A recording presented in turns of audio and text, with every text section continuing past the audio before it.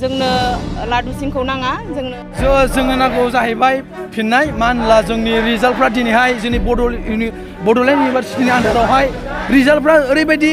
जायो जे जोंनो मोजां रिजाल्ट मोना। 1 घन्टा खुद्रेसारनाय हाबाफारि खुंफुंदों बेंटल फरायसालिमानि लांगोनायाव। चिरां जिल्लानि बेन्दोङाव थानाय बेंटल फरायसालिमानि लांगोनायाव 1 घन्टानि धरना खुद्रेसारनाय हाबाफारि खुंफुंदों। चिरां जिल्लानि एबसु बेंटल दख'रा एबसु बेंटल फरायसालिमा दालाइसा एबसु आरो बेंटल फरायसालिमा फरायसा गौथुमनि जथायै बानजायनायाव जोंनो नांगौ जाहैबाय फिननाय मानो होनब्ला जोंनि रिजाल्टफ्रा दिनैहाय जोंनि बड'लेण्ड इउनिभारसिटिनि आन्दारावहाय रिजाल्टफ्रा ओरैबायदि जायो जे जोंनो मोजां रिजाल्ट मोना, जायनि दारै जोङो 6 सेमिस्टार थांनाय एबाराव रिजाल्ट मोन्दों बेफोर जोबोद लेट आरो बे रिजाल्टनि थाखाय दिनैहाय गुबुन इउनिभारसिटिफ्राव MA एडमिशन बा बेफोरबायदिखौ लानो थाखाय मोनाखै जोङो बेफोरबायदि सिचुवेशनाव जोङो जानानै दङ। बेनिखायनो जोङो लादु सिंनि एगेन्स्टै जोङो प्रटेस्ट खालामदों जाहाथे जोंनि फिउचार बड'लेण्ड इउनिभारसिटियाव बेसेबां कलेजफोर दङ आन्दाराव बिसोरो जाहाथे स्टुडेन्टफ्रा मोजाङै पास जानानै मोजां डिग्री लानानै जाहाथे फिउचारावहाय मोजां सासे साक्सेसफुल जानो हायो। जोङो बेनि थाखाय एगेन्स्टै जोङो प्रटेस्ट खालामदों जाहाथे जोंनि रिजाल्टफ्रा मोजाङै जायो आरो जोङो लादु सिंखौ बोखारनानै जाने जोंनो मोजां बेबायदिनो मा होननानै बुङो जोंनोहाय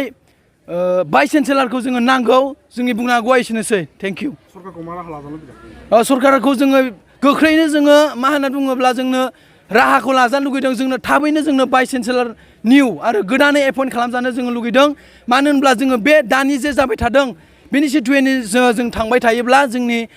इयुननि स्टुडेन्टसफोरनि फिउचारफ्रा जोङो बेबायदिनो बरबाद जालांगोन। बेबायदिनो रिजाल्टनि बेकग्राउन्डआव आरो बेबायदिनो मा होननानै बुङो गासैबो स्टुडेन्टफोरनि फरायनायनि लाइफआ हलाय जागोनखौ जोङो नुहुरदों। बेनि थाखाय जोङो बेबायदि प्रटेस्ट खालामदों आरो लानाय जादों जोंनि बे बड'लेण्ड इउनिभारसिटिनि माखासे इसुफोरखौ लानानै जेराव जोंहा रिजाल्टनि बेलायाव आरो दा जों नुबाय थानाय प्रफेसार लाइस्राम लादुस्रिं बिथांखौहाय थाबैनो बोखारनांगौ बड'लेण्ड इउनिभारसिटिनिफ्राय बेजों लोगोसे बिनि जायगायाव थाबैनो जोंनोहाय गोदान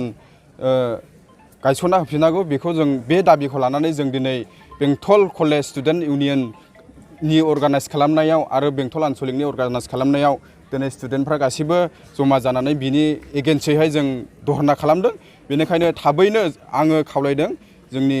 बिटिआर सरकारखौ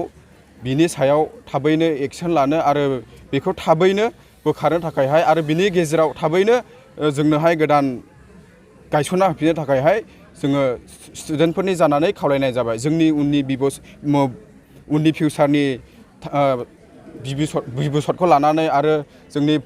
फरायलांबाय थानांगौनि थाखायहाय जों मोजां रिजाल्टनि थाखाय जों बे धरनाखौ लानाय जादों। थाबैनो प्रफेसार लाइस्राम लादुस्रिंखौहाय बड'लेण्ड इउनिभारसिटिनिफ्राय बोखारना होनांगौ।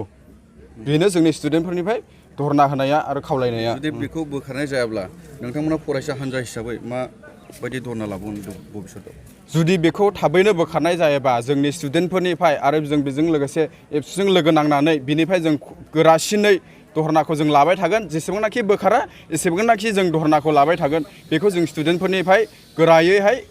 बुंनाय जाबाय आरो जोंनो लादुसिंखौ नाङा, जोंनो गोदान भाइस चेन्सेलर नांगौ। जिहेतु जोंना बे लादुसिं थानायनि गेजेरजोंनो जोंनिया दा रिजाल्टबो मोजां मोननो हाया, बेजों लोगोसे जोङो नांगौ बायदि बिजाब जोङो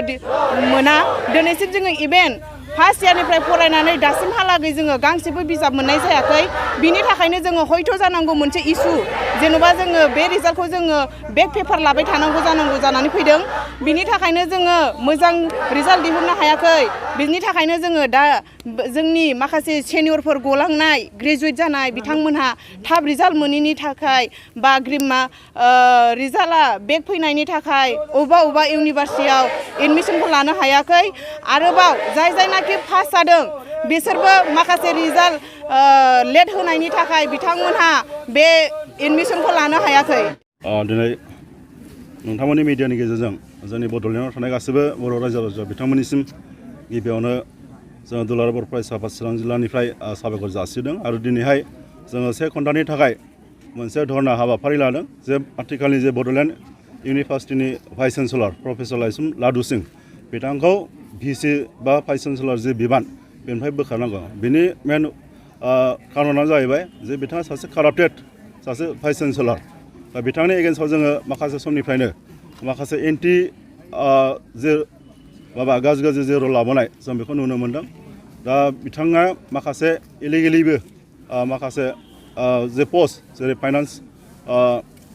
अफिसारनि जे पस्ट बेखौबो बिथाङा उइदाउट इन्टारभिउ गावनि सोमोन्दोनि बा गावनि पेपारनि जे व्यक्तिखौ बिथाङा एपइन्टमेन्ट होदों बेनि अनगायैबो बिथांनियाव माखासे एलिगेसनखौ जों मोनबोबाय थादों जे PhD जे स्कलारनि थाखाय जे स्कलार्स खालामनो फैनाय सासे आइजो बिथाङा गावनि रुमावनो लानानै थाहोनानै बे कर्सखौ फरायहोनाय जे बुस्थुफ्रा माने जोंनि समाजनि थाखाय गनायथाव नङा आरो बेजों लोगोसेनो जोङो मिथिगौ बे बड'लेण्ड इउनिभार्सिटि जे माने नायल' जाल' गंसेल' इउनिभार्सिटि बेनि जिखिनि रिजाल्ट होनायाबो गोबां लेट जायो आरो बिदिनो बेनि जिखिनि रुटिनफ्राबो थिग जाया जे बिनि फराय बिजाब मोननायफ्राबो टाइम मथे जाया देग्लायनि जे 6 सेमिस्टारनि जे रिजाल्ट बेयावबो गोबां लेटै मोननायखौ जों नुनो मोन्दों जे आसामनि बा गुवाहाटि इउनिभार्सिटिनि आन्दाराव जेसेबां कलेजफोर दं बिनि रिजाल्टआ थांनाय 10 जुलाइआवनो डिक्लेयार जादों दा जों नुबाय जोंनि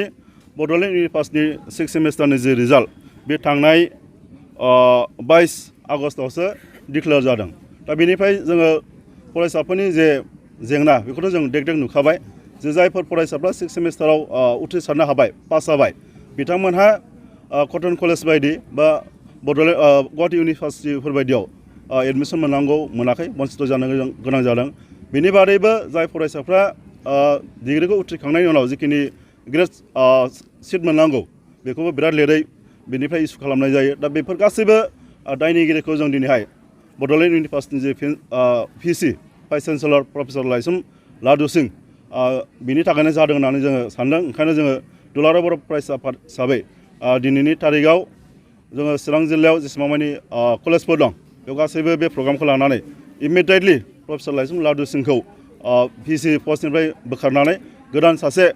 मोजां बिदि भाइस चेन्सेलर थिसनफिननांगौ होननानै जोङो दाबि खालामदों दिनै बिनि थाखायनो जोङो थांनाय माखासे समनि सिगाङावबो प्रफेसर लाइसुम लादु सिंनि एगेन्स्टआव जोङो माखासे सोमावसारनाय जे हाबाफारि बेखौ लादों जों मिथिगौ थांनाय 20 जुलाइआवबो बड'लेण्ड इउनिभार्सिटिनि जे केम्पासावनो जोङो 3 घन्टा धरना हाबाफारि लानानै बिथांखौ थाबैनो बोखारनांगौनि थाखाय जोङो दाबि दिखांदोंमोन आरो बेबायदिनो थांनाय 17 आगस्टआवबो जोङो गुवाहाटीनि ससर 6 माइल होननाय जायगायाव जोङो 3 घन्टानि मोनसे धरना हाबाफारि लानायनि गेजेरजों जोङो मोनसे दाबि दिखांदों जे बिथां प्रफेसर लाइसुम लादु सिंखौ बड'लेण्ड इउनिभार्सिटिनि जे भाइस चेन्सेलर जे पस्ट बिनिफ्राय थाबैनो बोखारनांगौ बेखौ जोङो दाबि होदों बिनि थाखायनो जोङो मेम'रेन्डाम होदों जे आसामनि मानगोनां गभर्नर गुलाब चान्द खाटारिया बेजों लोगोसे आसामनि चिफ मिनिस्टार लोगोसे आसामनि इडुकेसन मिनिस्टार बिथांमोना जाहाथे बिनि सायाव थाब एक्सन लायो जों बेखौ दाबि दैखांदों दुलाराय बर' फरायसा आफादनिफ्राय थांनाय बावैसो साननिफ्रायनो धरना हाबाफारिखौ लाबोबाय थादोंमोन नाथाय बिथांखौ भाइस चेन्सेलर बिबाननिफ्राय बोख्लायनाय जायाखै दा बेनि सायाव नोंथाङा मा बुंगोन आरो जुदि बे हाबाफारिखौ बोख्लायनाय हाबाफारिखौ मावफुङाबा नोंथांमोना इयुनाव मा बेबस्था लागोन जोङो मिथिया मा खारननि थाखाय जोंनि डिमान्डआथ' सोलिगासिनो दं जोंनि आन्दलनाबो सोलिगासिनो दं मा खारननि थाखाय बिथांखौ